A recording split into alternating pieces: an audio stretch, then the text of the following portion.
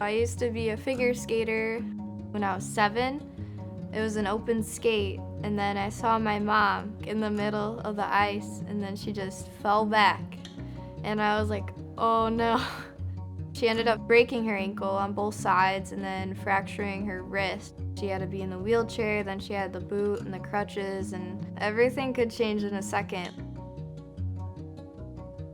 My grandma, she suffered a few strokes. Then my grandpa, he had a quadruple bypass. So with my grandparents, I just remember all the nurses taking care of my grandparents whenever I would visit them at the hospital.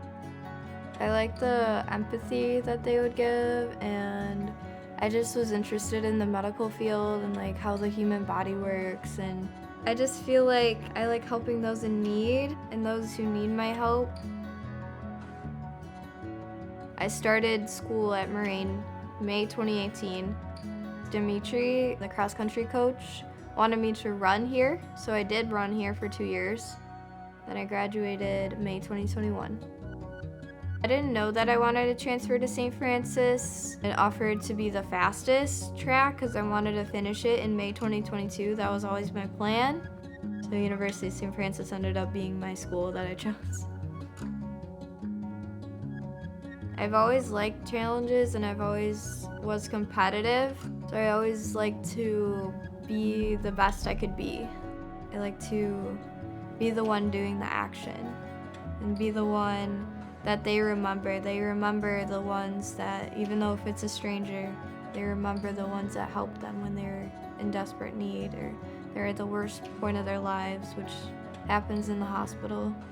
If you're not empathetic or compassionate or caring or anything under that realm, then you shouldn't be a nurse. I used to be the kid that would hide behind my mom, and I was very shy growing up.